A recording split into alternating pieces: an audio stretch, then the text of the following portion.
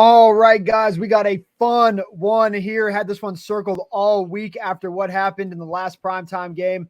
This one, we got the Miami Dolphins and the Baltimore Ravens. So much is riding on this game in the AFC. The Ravens win this thing, and they all but seal the deal. They can cruise, maybe let Lamar Jackson rest next week. But if they drop this game, Miami is still right there behind them. So they got to be careful here.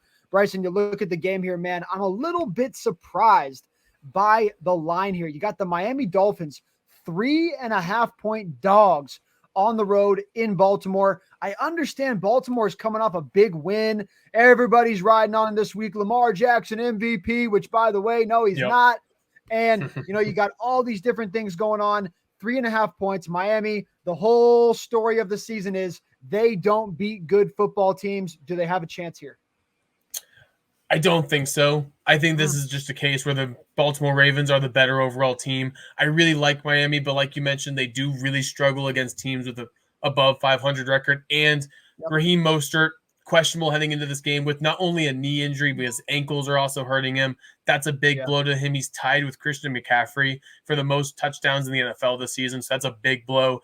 No Jalen Waddle either. He's been ruled out, so that's another big blow to this offense. And Tyreek Hill, it looks like he's going to be able to play. He's not 100%. So all of Tua's best weapons are either questionable or out for this game. And you look at this Baltimore defense, what they do is incredible to me. They are, in my opinion, the best defense in the NFL. When you can lead the league in points allowed per game, sacks, and takeaways, that's huge. And the one thing that this defense does that you saw against San Francisco that I think can have the same effect as against Miami, both these offenses, they're the Shanahan offensive tree, obviously. They're timing offenses. They're rhythm offenses. You need things to go one after the other after the other. And you saw last week, Baltimore does as good a job as anyone in the NFL of getting teams off their rhythm. And if you can get Miami off their rhythm, if you can get Tua to not just get his first progression every time, you're going to have a chance against these guys. And they're like I mentioned, the biggest thing to me is they are the number one team in the NFL in sacks. They're incredible at getting to the quarterback. And Miami's offensive line is slowly falling down in the ladder board of offensive lines this year. PFF has them at 15. At one point, they're in the top 5 this season, so they've dropped pretty drastically. If this offensive line can't keep Tua upright, it's going to be a long game for Miami. At the Baltimore Ravens, that's a really tough place to play. So I think they got this right, and I would take the Baltimore Ravens in this one.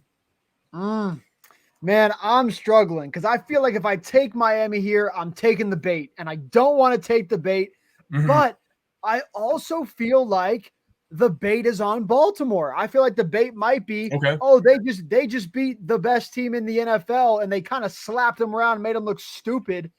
No one's going to beat this team. Miami can't beat any good teams. Like, I feel like the narrative is drawn up here to give Miami no shot to win this football game.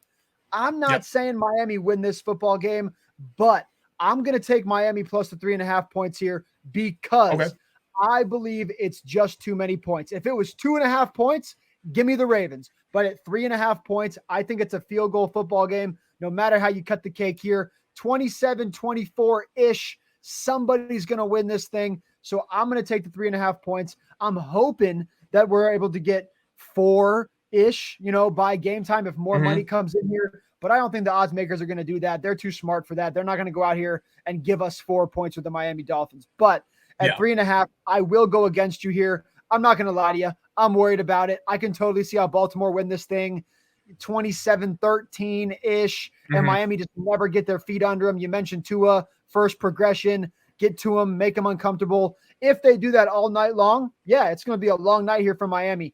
But I just think you got two teams that are going to try to put on their best showing of the year here, but not the Baltimore Ravens. They already did that, and they're not going to replicate their best game. They're going to try to, but they're not going to do this as easily as they did it against the 49ers. I could see them early on in this game struggling a little bit, being like, what the hell?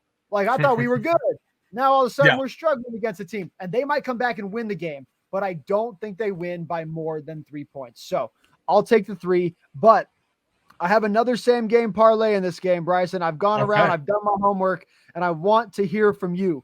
I like the Ravens plus 3.5 points in this game and the over 36.5 points. Would you take that? Yeah, I would definitely take that. I mean, you already know I like Baltimore to cover 3.5 points as the favorites, so I obviously would like them to cover 3.5 points as the dogs. And 36.5 points, I know the Baltimore Ravens, like I mentioned, number one in the NFL in points allowed this season. This Miami Dolphins offense, it's really explosive. It's really easy for this offense to just luck into a Tyreek Hill 50-yard touchdown and make it a higher scoring game than people think. 36.5 points. I mean, the Ravens themselves, to their credit, their offense, number 4 in the NFL in scoring. They put up 27.8 points per game.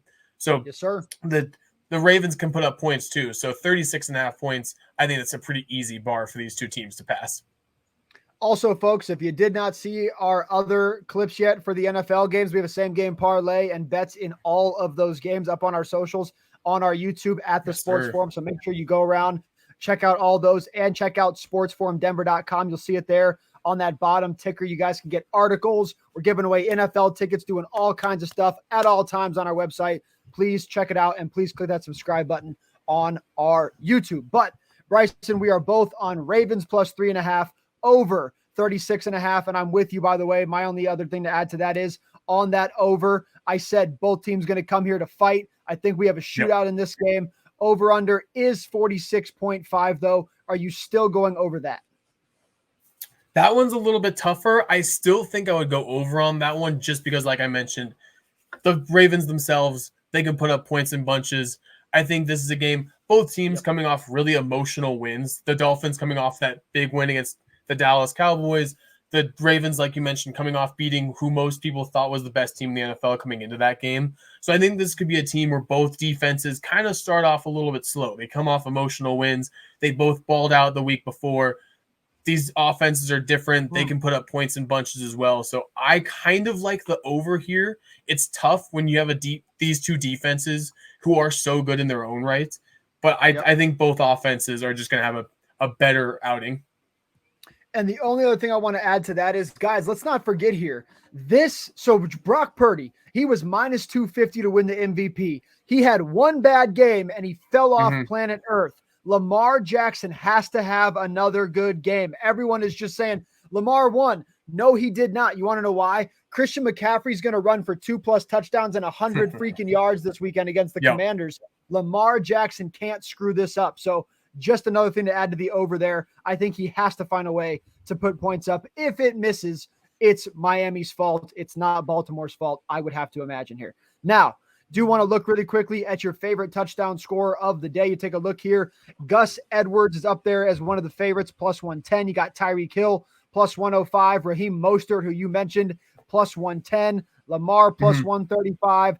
The list goes on from there. Who is your one and only favorite?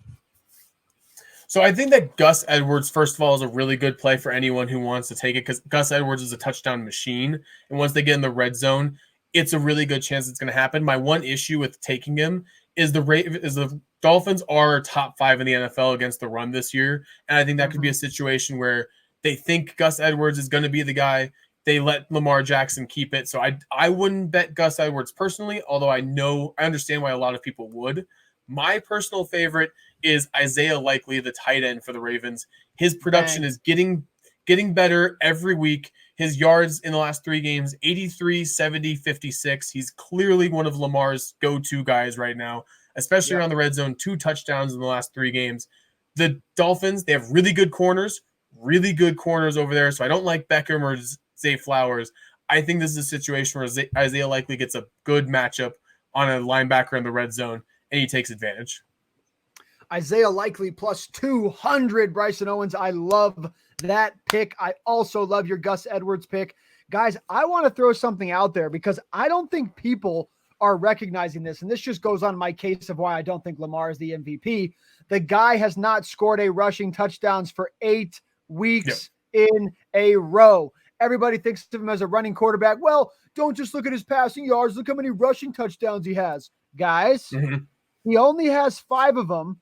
And he hasn't had one in 8 weeks. I would not bet him at plus 135. I don't think it's good enough, but I do agree with Bryson. You got to be careful because the one time you think he's not going to run one in, he is going to run one in. So be careful there. But I'm going to go ahead and I'm going to kind of go with a guy on the other side that I don't love here, but I think it makes sense. And that is Tyreek Hill at plus 105 here, just because it sounds like Jalen Waddle is going to be out. He's about 90% out, 10% last second before the game starts. They're going to go, never mind, he's playing. Maybe that'll happen. But if Waddle's out, one, if they're going to win the game, I think Tyreek has to score. And if they're losing and they're down a lot, they're going to be slinging the ball anyway.